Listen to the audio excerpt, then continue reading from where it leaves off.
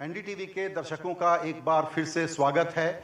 आज बड़ा दिन है हमारे लिए। हम लॉन्च कर रहे हैं मध्य प्रदेश और छत्तीसगढ़ के लिए एक उनका स्पेसिफिक चैनल, जहां पर की लोकल खबरें, वहां की नई आवाज़, नई आकांक्षाओं को आपके सामने लाएंगे।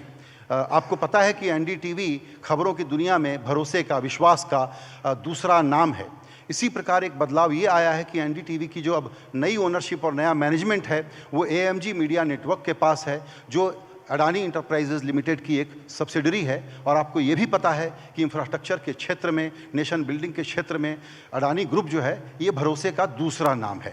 ये दो तरह से हम कह सकते हैं कि जैसे राजनीति में कहा जाता है, बीजेपी कहती है डबल इंजन की सरकार, तो डबल भरोसे की पत्रकारिता हम आपके सामने करके दिखाने की कोशिश करेंगे। मुख्यमंत्री जी, आपने हमारे लिए वक्त निकाला, आपका बहुत शुक्रिया। सबसे पहले तो हम आपसे अपनी ओपनिंग रिमार्क चाहेंगे, जो कि अब आप फिर से चुनाव में जा रहे हैं, 4th टाइम चीफ मिनिस्टर रहे हैं, लेकिन उसके पहले हमारे चैनल का कैसा स्वरूप, पत्रकारिता का कैसा स्वरूप आप देखना चाहेंगे, ये भी हम आपसे पूछेंगे। टीम एनडीटीवी का मैं मध्य प्रदेश की धरती पर हृदय से स्वागत करता हूँ। केवल अपनी ओर से नहीं, मध्य प्रदेश की 9.5 करोड़ जनता की ओर से। और मैं इस बात के लिए भी आपको धन्यवाद देता हूं कि आपने अपने गुलदस्ते का पहला फूल मध्य प्रदेश को दिया है। आपको हृदय से धन्यवाद। मध्य प्रदेश की जनता सीधी, सरल, सहज, शिष्टाचारी और स्नेहमयी है। ये बहुत ममतामयी प्रदेश है। यहाँ मैं आपका हृदय से स्वागत करता हूँ और मुझे पूरा विश्वास है कि एनडीटीवी न केवल खबरें, बल्कि खबरों की दुनिया में केवल खबर वो नहीं होती जो नकारात्मक हो, उसके साथ कई काम समाज में ऐसे होते हैं जो बहुत अच्छे ढंग से समाज करता है, लोग करते हैं, जो दूसरों को प्रेरणा भी देते हैं, उनको भी सामने लाने का प्रयास करेगा। जहाँ तक मध्य प्रदेश का सवाल है या मेरा सरकार चलाने का सवाल है, तो मैं केवल एक बात कहना चाहता हूँ। हमारी कोई भी योजना जो पिछले 18 साल में मैंने बनाई हो, ये वल्लभ भवन में मध्य प्रदेश के सेक्रेटरीएट में बैठ के नहीं बनी। मैं तो जनता के बीच से आता हूँ। जनता की जो तकलीफें बचपन से मैंने देखी है,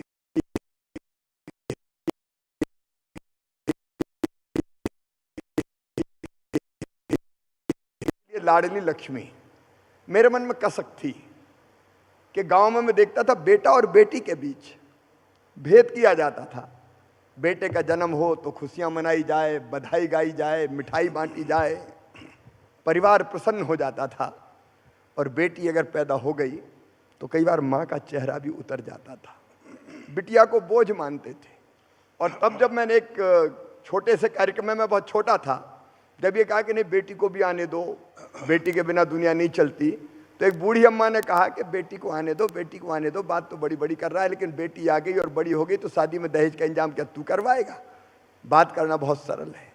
बात मेरे दिल में चुभ गई और मुझे लगा कि ये भाषण आसन से बेटियां नहीं बढ़ेगी, क्योंकि सेक्स रेशियो मध्य प्रदेश में बहुत अनबैलेंस हो गया था। 1000 बेटों पर 912 बेटियां पैदा हो रही थी। मैं मुख्यमंत्री बना तो मैंने पहली योजना बनाई, कन्यादान योजना, जिसमें बेटियों की शादी सरकार करेगी, ये फैसला किया। और फिर मैं अपने अफसरों के साथ बैठा और मैंने कहा कि ऐसी योजना बनाओ कि जिससे बेटी मध्य प्रदेश की धरती पर पैदा होगी तो लखपति होगी। बेटी को बोझ नहीं रहने देंगे, बेटी को वरदान बनाएंगे। उसमें से लाडली लक्ष्मी जैसी योजना बन गई। किसानों को मैंने देखा था 17-18% ब्याज पर कर्जा मिलता था। बात चुभती थी, कर्ज चुका नहीं पाते थे, ब्याज के कारण इतना बढ़ जाता था। तब हमने 0% ब्याज पर कर्जा देने की योजना बना ली। एक कार्यक्रम में मैंने बुलाए थे पंचायत। हमने कई पंचायतें बुला के अनेकों तरह की योजनाएं लोगों से पूछी कि क्या बनाए। तो हमने एक वरिष्ठ नागरिकों की, बुजुर्गों की पंचायत बुलाई। तो एक बुजुर्ग ने कहा कि बेटा ये रोटी वोटी तो हो जाएगी, लेकिन मरने के पहले तीर्थ तो करवा दे। तो उसमें से बन गई मुख्यमंत्री तीर्थ दर्शन योजना। मैंने बहनों को देखा जो गरीब बहनें हैं, कई बार 1500 रुपये के लिए भी बेटा बेटी आके गोद में बैठ जाए और कह दे माँ किताब दिला दे, माँ फ्राक फट गई नहीं फ्राक दिला दे, माँ मजबूर हो जाती थी। 1000 रुपये की व्यवस्था भी ढंग से नहीं कर पाती थी और उसकी आंखों में कई बार आंसू होते थे। उन आंसुओं को देख के मैंने बना दी मुख्यमंत्री लाडली बहना योजना। तो जो योजना बनी वो जनता की जो तकलीफें देखी, समस्याएं देखी, उनमें से निकल के योजनाओं को बनाने का काम हमने किया। मध्य प्रदेश में हम सूखी खेती देखते थे, मन में दर्द होता था, किसान जितना बोता था उतना काट के लाने की स्थिति नहीं होती थी। तब मैं भी अपने खेत में कुएं से पानी देता था और ये सोचता था काश अगर हमारे पास नहर होती या सिंचाई की बड़ी व्यवस्था होती तो हमारे खेत भी फसलों से लहलहा जाते। और तब दिमाग में पैदा हुआ सिंचाई का जुनून और यह तय किया कि मध्य प्रदेश में कोई खेत सूखा नहीं रहने देंगे। और इसलिए हमने सिंचाई की विभिन्न योजनाएं बनाई। 2002 और 3 के पहले मध्य प्रदेश में कांग्रेस, राजा, नवाब, अंग्रेज सब ने मिलकर सिंचाई की व्यवस्था की थी 7.5 लाख हेक्टर में, और आज हम पहुंच गए 47 लाख हेक्टर और अब 65 लाख हेक्टर की तरफ बढ़ रहे हैं। तो जनता की समस्याएं देख के, तकलीफें देख के लोगों के कल्याण की योजनाएं बनाने का काम किया। जनता के लिए, जनता का, जनता के द्वारा शासन यही होता है। जी बिल्कुल।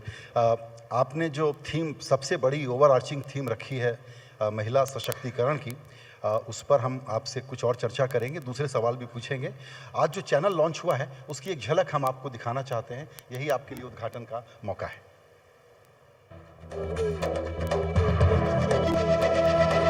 ये है एनडीटीवी और आप देख रहे हैं एनडीटीवी मध्य प्रदेश छत्तीसगढ़। तो देखिए, आज का दिन बेहद खास है क्योंकि आज 21 अगस्त है और आज से आपके घरों पर एनडीटीवी मध्य प्रदेश छत्तीसगढ़ दस्तक दे रहा है। मध्य प्रदेश और छत्तीसगढ़ की जनता के लिए उगा है एक नया सूरज, ऐसा सूरज जिसकी खबरों की रोशनी इन दोनों ही राज्यों के लोगों की जिंदगी में उजियारा लाने की कोशिश करेगी। चैनल का नाम है एनडीटीवी मध्य प्रदेश छत्तीसगढ़। एनडीटीवी यानी भरोसे का दूसरा नाम, और अब इसी भरोसे का विस्तार हो रहा है आपके राज्य में। हिंदुस्तान के दिल में है एनडीटीवी और एनडीटीवी अब हिंदुस्तान के दिल से यानी मध्य प्रदेश से अब एमपी और छत्तीसगढ़ की हर शहर और हर गांव की खबरें हम आप तक लाएंगे। और एनडीटीवी मध्य प्रदेश छत्तीसगढ़ पर आपके काम की हर खबर हम लाएंगे, आपके मुद्दे उठाएंगे, जटिल खबरों को आसान भाषा में आप तक पहुंचाएंगे, उन खबरों को समझाएंगे, उनका विश्लेषण करेंगे, युवाओं की बात करेंगे, महिलाओं के मुद्दे पर चर्चा करेंगे, खेती किसानों की हम बात करेंगे, उनकी तकलीफें सुनेंगे, उनकी पीड़ा क्या है सुनेंगे। क्योंकि देखिए, चुनाव आ रहे हैं, 5 राज्यों में चुनाव है इस साल और देश जानता है कि चुनाव का मतलब एनडीटीवी। लिहाजा इन दोनों राज्यों में आने वाले चुनावों की सटीक और निष्पक्ष खबरें और एनालिसिस दिखाएंगे। एनडीटीवी छत्तीसगढ़ पर खबरें लोकल होंगी लेकिन अंदाज एकदम ग्लोबल होगा। हम आपकी अपनी बात कहेंगे लेकिन उससे ज्यादा आपकी बात सुनाएंगे, इसलिए हमारा जोर ग्राउंड रिपोर्टर पर होगा। लिहाजा हमने दोनों राज्यों के चप्पे चप्पे पर अपने संवाददाता तैनात किए हैं। और सबसे खास बात यह भी है, एनडीटीवी मध्य प्रदेश छत्तीसगढ़ पर खबरों को बनाने वाली टीम, हमारी टीम बेहद यंग होगी, डायनेमिक होगी, टेक्नोलॉजी एकदम मॉडर्न होगी, खबरें हर वर्ग और समुदाय की होंगी और इन्हें बनाने वाले भी हर वर्ग और समुदाय से होंगे। यानी कि खबरों में डाइवर्सिटी होगी और टीम इंक्लूसिव होगी। हमारी पूरी कोशिश होगी कि हम एक ऐसा न्यूज चैनल बने जो आपकी उम्मीदों को पूरा करे, आपकी उम्मीद पर खरा उतरे, आपकी उम्मीद बने। एनडीटीवी मध्य प्रदेश छत्तीसगढ़ आप इन नेटवर्क्स पर देख सकते हैं। एयरटेल पर चैनल नंबर 345 पर देख सकेंगे और डिजियाना पर चैनल नंबर 345 पर देख सकेंगे। ग्रैंड विजन पर चैनल नंबर 331, तो हैथवे पर चैनल नंबर 220, जीटीपीएल एमपी पर चैनल नंबर 214, इसके अलावा डेन पर चैनल नंबर 354, रेड टीवी पर चैनल नंबर 162। तो आज ही केबल ऑपरेटर से कहें कि एनडीटीवी मध्य प्रदेश छत्तीसगढ़ का कनेक्शन आपको दें। आप देख रहे हैं एनडीटीवी मध्य प्रदेश छत्तीसगढ़। तो ये हमारी एक झलक आपको हमने दिखाई, जो लोग अभी चैनल लाइव नहीं देख रहे होंगे। हालांकि हमारा चैनल अब पूरी तरह से लाइव हो गया है डिजिटल पे और टीवी पे। हमको आप लोग दिल्ली या मुंबई वाले किसी नेटवर्क के लोग मत समझिएगा। हम जो चैनल बना रहे हैं उसमें जो प्रेरणाएं हैं हमारे पास, वो पंडित भवानी प्रसाद मिश्र मध्य प्रदेश से, या शरद जोशी, या राजेंद्र माथुर, या बाल कवि बैरागी, ऐसी शख्सियतों से प्रेरित है जिसमें भवानी भाई के शब्दों में कहूँ तो सिर्फ एक पंक्ति है जिसके लिए हम पत्रकारिता में हैं और करना चाहते हैं। वो ये है कि मेरे कुछ करने से अगर एक मन भी खिला तो मुझे कितना मिला। यही एनडीटीवी का उद्घोष वाक्य रहेगा मध्य प्रदेश और छत्तीसगढ़ के दर्शकों के लिए। अब चर्चा को आगे बढ़ाते हैं। सर, आपने महिला सशक्तिकरण की बात कही। मैं समझता हूं कि आप एक बहुत बड़ी क्रांति से एक कदम दूर हैं अभी भी। आप महिला समानता की बात कर रहे हैं। हमको लगता है कि आप फिलॉसफी के स्टूडेंट रहे, लोग किसान के रूप में आपको जानते हैं। इसके पीछे आपने बहुत सोच करके बहुत ज़्यादा मेहनत की है और ये एक बड़ी पहचान बन गई है महिला सशक्तिकरण की जो बात है। मेरा कहना यह है कि महिलाओं के नज़रिए से नीति निर्माण, पब्लिक पॉलिसी, गवर्नेंस, ये सब देखने का वक्त नहीं आ गया है क्या? या हम उनको पैट्रोनाइज करेंगे कि आप हमारे बराबर हो जाओ, या हम नारी प्रधान समाज बनाने की तरफ आगे बढ़ेंगे? क्या आप हर चीज़ को महिला के दृष्टिकोण से देखते हैं? आधी आबादी को पूरा न्याय, ये मेरी जिंदगी का मिशन है। और मैंने बताया कि मैं आज से नहीं कर रहा। जब मैं मुख्यमंत्री नहीं था तब भी मेरी जितनी सामर्थ्य थी मैं गरीब बेटियों की शादी किया करता था अपने मित्रों के साथ मिलकर। यहाँ कई पत्रकार मित्र ऐसे बैठे होंगे जो उन शादियों में गए जब मैं मुख्यमंत्री नहीं था। हम कुछ मित्र इकट्ठे होते थे, पैसे इकट्ठे करते थे और केवल शादी के कारण लोग बेटी को जन्म ना लेने दें, कोख को कत्ल खाना बना दें। ये सच्चाई है। हम सभ्य समाज में बैठे हैं, लेकिन सेक्स रेशियो क्यों अनबैलेंस हुआ? इसलिए कि बेटी को बोझ समझ के जब ऐसे साधन आ गए कि जिनके कारण पता चल जाए कि कोख में पलने वाला बेटा है कि बेटी है, तो बेटियां कोख में मारी जाने लगी। ये मेरे लिए बहुत पीड़ा का विषय था, दर्द का विषय था कि ये क्यों होता है। एक ही माँ की कोख से बेटा बेटी दो ही पैदा होते हैं, तो बेटी को बेटे के बराबर दर्जा क्यों नहीं मिलता? उस तकलीफ में से एक के बाद एक योजना निकलती गई और एक जुनून मेरे मन में पैदा हुआ। बेटी पैदा हो तो लाडली लक्ष्मी, स्कूल जाए तो किताबें दो, दूसरे गांव जाए तो साइकिल। मैंने बेटी को इसलिए दी कि दूसरे गांव पढ़ने जाए, नहीं तो माँ बाप पढ़ाते नहीं थे गांव में कि कहाँ जाएगी पैदल, छोड़ दो, 8वीं तक पढ़ ली, 5वीं तक पढ़ ली, ठीक है। गाँव की बेटी योजना बनाई, प्रतिभा किरण योजना बनाई, शादी की योजना बनाई। फिर मैंने उस बेबस बहन को भी देखा था जो मजदूरी करती थी और बेटा बेटी को जन्म देने के 2 दिन पहले तक काम करती थी, और जन्म देने के बाद हफ्ते भर भी आराम नहीं करती थी। और बेटा बेटी को या तो घर पे छोड़ देती थी या खेत पे लेके जाती थी, खेत की मेड़ पर रख देती थी और दिन दिन भर मजदूरी करती थी। तब मन में ये कसक उठती थी कि हे भगवान, वो दिन कब आएगा जब बेटा बेटी को जन्म देने के बाद इस बहन को कम से कम महीना भर आराम करने का मौका तो मिल जाए, ये दूध तो पिला ले अपने बच्चे को ठीक से। वो भी नसीब नहीं होता था। तब हमने बनाई थी कि जन्म के पहले 4,000 और जन्म के बाद 12,000 रुपया देंगे। एक के बाद एक योजना बनती चली गई। मैं विस्तार में नहीं जाऊंगा और आगे भी मैं कह रहा हूं कि मैं जब तक जिंदा रहूंगा मैं महिला सशक्तिकरण के लिए काम करता रहूंगा, क्योंकि ये सच्चाई है, तकलीफदेह सच्चाई है कि नारी और पुरुष की समानता, स्त्री और पुरुष की समानता आज भी नहीं है। कई चीजें महिलाएं भुगतती है, उसको बराबरी के स्तर पर लाना ये मेरा मिशन है। बिल्कुल। इसके अलावा पिछले दिनों में आपने जो बातें कही हैं उसमें सबसे पावरफुल थीम है, लेकिन कुछ क्षेत्रों में काम भी हुआ है और कुछ चिंता का विषय भी है। जैसे कि पर कैपिटा इनकम तो बहुत बढ़ी है आपके कार्यकाल में, लेकिन per capita debt, to quote Digvijay Singh ji, कि पर कैपिटा डेट भी उसी तरीके से बढ़ा है। या इसी प्रकार से लोगों को सहायता मिल रही है, लोक कल्याण की स्कीमें तो मिल रही हैं, लेकिन जिसको कहते हैं ना कि अपने आप जॉब क्रिएट हो रहे हों, रोजगार हो, ताकि इंसान अपने आप को मदद से नहीं अपनी कमाई से सस्टेन कर पाए, उसमें कुछ गैप्स हैं। मैं मध्य प्रदेश की अगर आप पूरी कहानी देखें तो 2002 और 3 में मध्य प्रदेश की जीएसडीपी का आकार था कुल मिला के 71,000 करोड़। आज मैं आपको बताना चाहता हूं, पिछले साल हो गया ये 13.5 लाख करोड़ और इस बार 15 लाख करोड़ को हम टच कर रहे हैं। मध्य प्रदेश की पर कैपिटा इनकम 11-12 हज़ार रुपया थी केवल, आज बढ़ के 1,40,000 रुपया हुई है। मैं संतुष्ट नहीं हूं, क्योंकि इसको और ज़्यादा बढ़ाने की ज़रूरत है, लेकिन जो बढ़ोतरी हुई है वो आश्चर्यजनक है। मध्य प्रदेश की कृषि विकास दर जो कभी 2-3% हुआ करती थी, और 2-3% की एग्रीकल्चर ग्रोथ रेट को दुनिया बहुत आइडियल मानती है, लेकिन मध्य प्रदेश ने लगातार 18+ की एग्रीकल्चर ग्रोथ रेट हासिल की कई वर्षों तक, और कृषि कर्मण अवार्ड हम जब यूपीए की सरकार थी तब भी प्राप्त करते रहे। हम लगातार, अगर आप देखें देश की जीएसडीपी में, पहले हमारा योगदान था 3.6% मध्य प्रदेश का, आज बढ़ के हो गया 4.8%। मतलब कंपेरेटिवली हम ज़्यादा तेज़ी से बढ़े हैं। जहाँ तक कर्ज का सवाल है, हम सब जानते हैं, मैं विद्वान हमारे मित्र पूर्व मुख्यमंत्री श्रीमान दिग्विजय सिंह जी को ये बताना चाहता हूँ कि भारत सरकार के कुछ मापदंड होते हैं। जीएसडीपी के 3% तक आप कर्ज ले सकते हैं, उससे ज़्यादा आप नहीं ले सकते। हम उस सीमा के अंदर सदैव रहे हैं। अब हमारी क्षमता है, हमारी अर्थव्यवस्था का आकार बढ़ रहा है। कर्ज लेना तो दरअसल बढ़ती हुई इकोनॉमी का परिचय है। और उसको लेके आप देखिए कैपिटल एक्सपेंडिचर, हमने पैसा लेके सड़कों का जाल बिछाया, मैंने सिंचाई की बात की, बिजली की मैंने बात की। सड़कें टूटी फूटी मध्य प्रदेश में हुआ करती थी, 60,000 किलोमीटर, आज 5,10,000 किलोमीटर सड़कें शानदार बना के हमने दे दी। बिजली का उत्पादन कुल मिला के था 5,000 मेगावाट, आज 29,000 मेगावाट बिजली हमने बना के दे दी।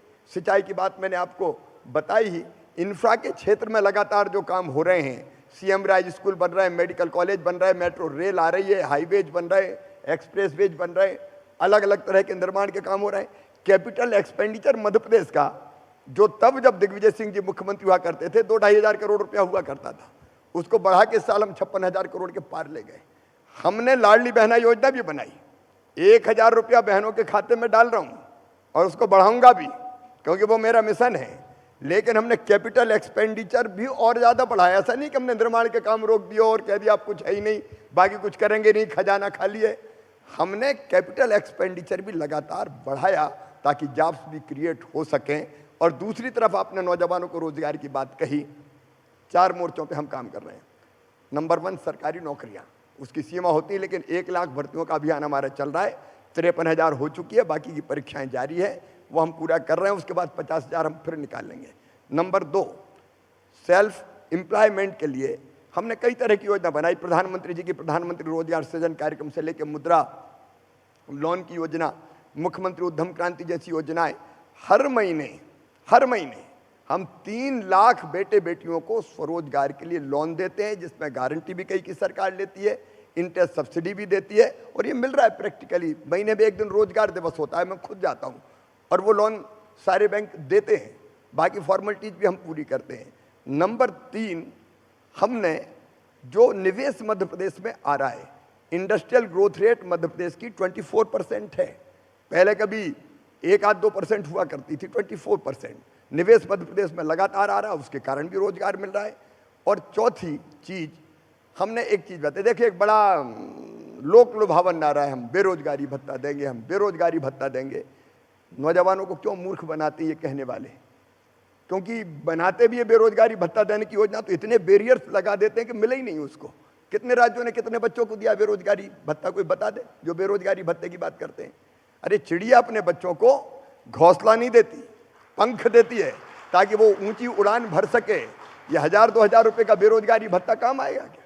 और इसलिए हमने तय किया कि हम मध्य प्रदेश में 22 तारीख को मुख्यमंत्री सीखो कमाओ योजना लॉन्च कर रहे हैं। बच्चे हमारे जिन्हें 12th पास किया है या ITI किया है या ग्रेजुएशन किया है और जो जॉब्स चाहते हैं, वो अलग अलग कंपनीज, वो हमारे प्रदेश की भी होगी और देश की भी होगी, वहाँ वो जॉब सिलेक्ट करेंगे। कंपनियों को हमने पोर्टल पे ले लिया है, वो वैकेंसीज क्रिएट कर रही है। एक तरफ बच्चे रजिस्ट्रेशन करवा रहे हैं और बच्चे वहाँ काम सीखने जाएंगे। एक प्रकार की मैच मेकिंग। हाँ, मैच मेकिंग है, उनको जरूरत है, हमारे बच्चे जाएंगे। देखिए एक बड़ी विचित्र स्थिति देश में, एक तरफ तो स्किल्ड मैन पावर की कमी है, कई कामों के लिए आपको लोग नहीं मिलते, बच्चे नहीं मिलते, और दूसरी तरफ रोजगार की कमी, हम दोनों को मिला रहे हैं। बच्चे काम सीखने जाएंगे और काम सीखने के बदले हम जिनने 12th किया है, ग्रेजुएशन किया है, उनको 8,000 रुपया महीना देंगे। जो और उच्च शिक्षित है उनको 10,000 रुपया महीना देंगे। वो काम सीखेंगे और काम सीखने के बाद जब उनके हाथों में हुनर होगा तो उनको परमानेंट जॉब मिल जाएगा। ये सीखो और कमाओ योजना ये अभी हम कल ही शाम को लॉन्च कर रहे हैं। जी, ये बात तो है कि आप लोगों की योजनाओं में एक तर्क होता है और आर्थिक तर्क संगत उसको कैसे बनाया जाए देखा जाता है। लेकिन ये जो डायरेक्ट बेनिफिट ट्रांसफ़र जो आप लोगों की ओनरशिप थी, अब उसको चैलेंज तो आ गया है। विपक्ष और खास करके कांग्रेस पार्टी कोशिश कर रही है कि और ज़्यादा गारंटी और ज़्यादा बेनिफिट दे करके कैसे वोट ले लें। ये चैलेंज है आपके लिए। लेकिन दूसरा पक्ष भी इसका सही है कि आप उनको कहते हैं रेवड़ी, फ्रीबीज, लेकिन आप उसको लोक कल्याण कहते हैं। नाम का फर्क है, आप भी तो वही कर रहे हैं। देखिए, हम जो करते हैं केवल वोट बटोरने के लिए नहीं करते। अगर हमने लाडली लक्ष्मी योजना बनाई तो 2006 में बनाई, तब कोई वोट नहीं था। साइकिल दी हमने 2007 में दी, तब कोई चुनाव नहीं था। हमने तीर्थ दर्शन योजना बनाई, कोई चुनाव नहीं था। हमने एक नहीं अनेकों योजनाएं लगातार साल भर बनाते हैं, बातचीत करके जो ज़रूरत देखते हैं उसकी।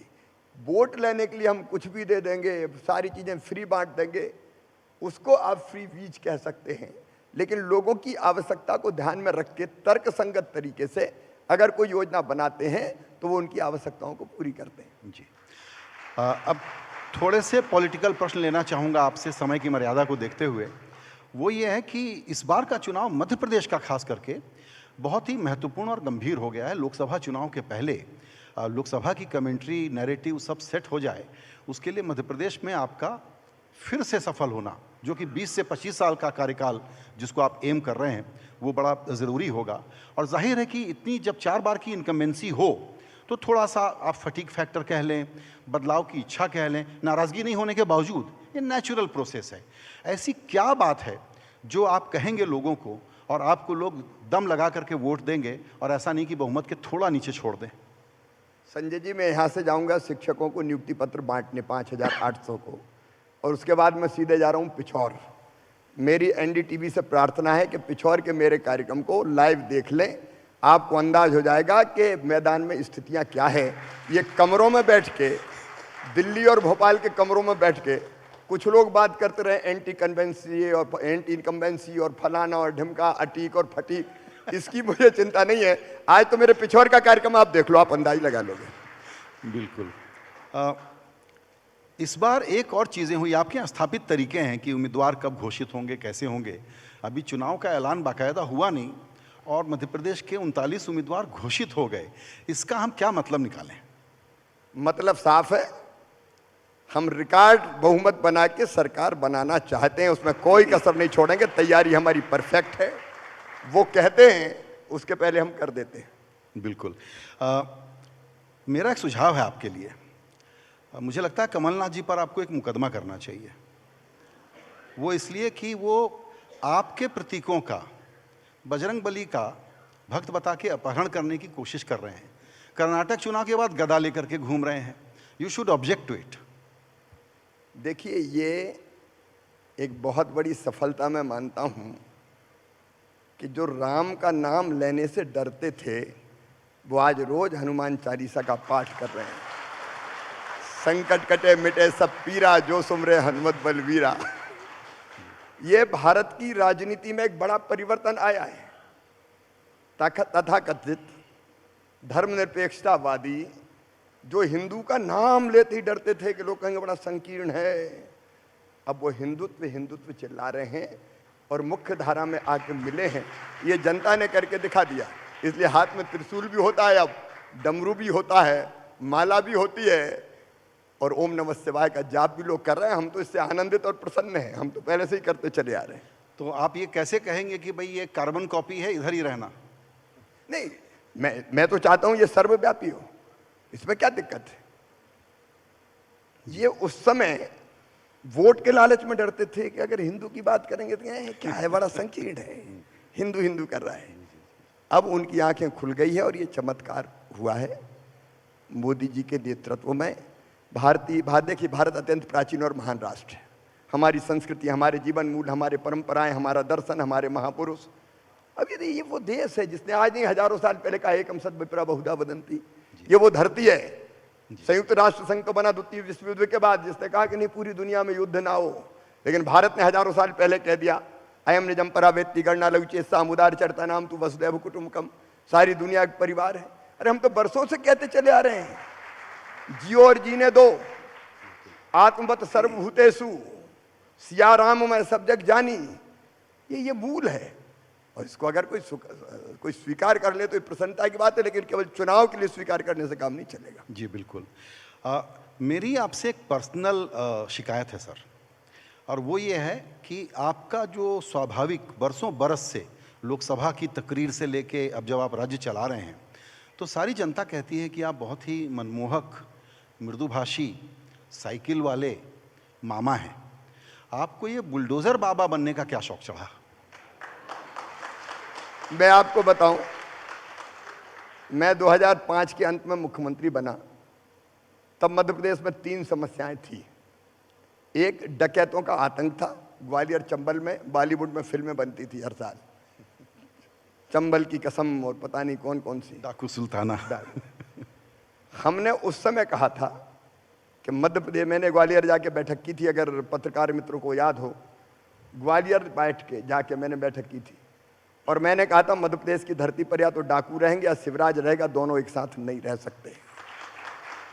साल भर के अंदर सारे डकैतों के गिरोह समाप्त कर दिए, एक डकैतों का गिरोह नहीं बचा, और बचते इसलिए थे कि कहीं ना कहीं राजनीतिक संरक्षण भी उनको मिलता था।